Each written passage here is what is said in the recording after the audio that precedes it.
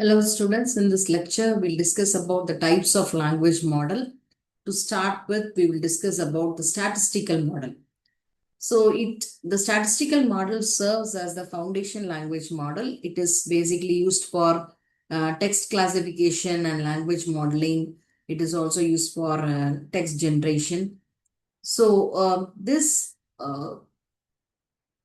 statistical language model, especially the n-gram model, it sequence the word sequence probabilities are derived, okay, from the training data. So that enables the model to estimate the likelihood of the next word in the sequence. So it basically works with the concept of probability, and there are bigram models. So the prediction depends on exactly on the previous one word.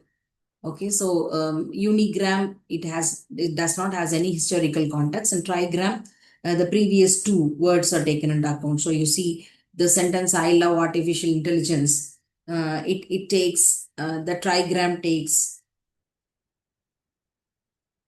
"I love artificial," and similarly it also takes "love artificial intelligence." So two words history are considered here.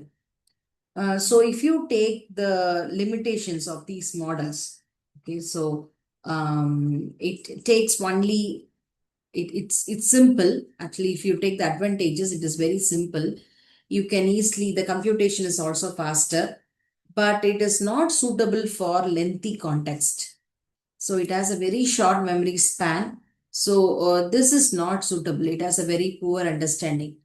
So it is used for the previous mobile keypads, the word suggestions for mobile keypads. This is uh, the successor or the precursor of the prompt engineering. This model is the precursor of the prompt engineering. So coming on to the next model is the knowledge-based model. So the knowledge-based model leverages the structure repositories. It depends on rules and repositories. So it combines NLP with a structured knowledge basis, enabling them to perform the tasks that require a deep understanding and reasoning. So especially it is used in domains like medicine and law, where your repositories are already available, the facts are already available. So the next comes your contextual language model. So the contextual language model actually understands the context and then it processes your data. For example, he sat on the bank of the river. Now, this bank refers to the river bank. Similarly, the sentence 2 talks about she deposit money in the bank. So now this bank, the contextual meaning of this bank is the financial bank.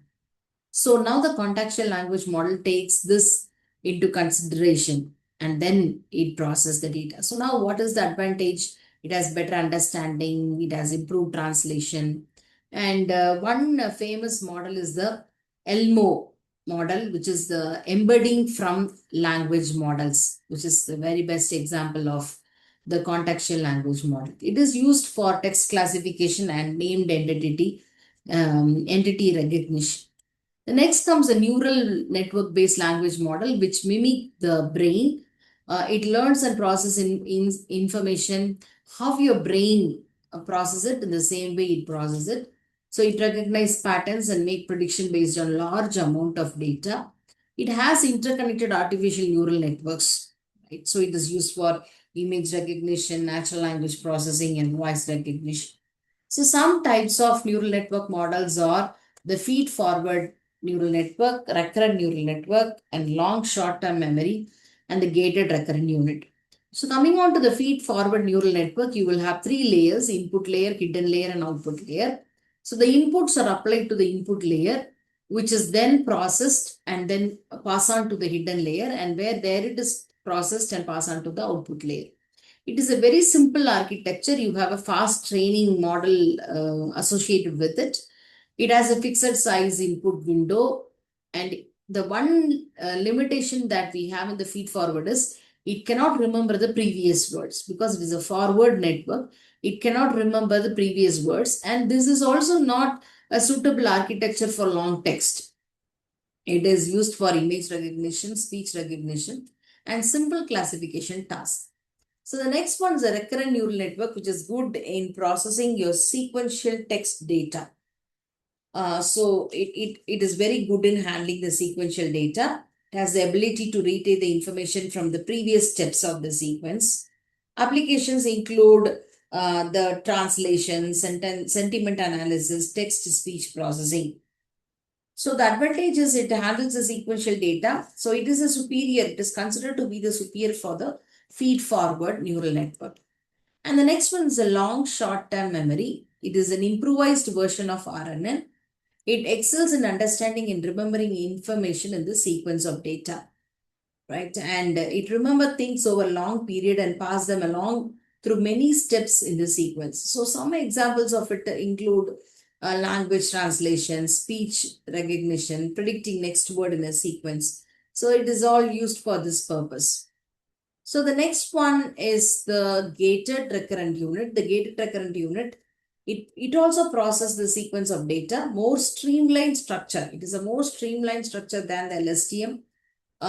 It allows the training to be faster and require fewer computational resources. So some targeted applications, it uses something called gates. These are checkpoints that regulates the flow of information within the network. So they make sure that the data is retained, it is updated, or if not required, it is discarded. So there are two gates, especially update gate and the reset gate. So some applications include language processing, text generation, and speech generation. So in the next lecture, we will discuss about the transformer-based model.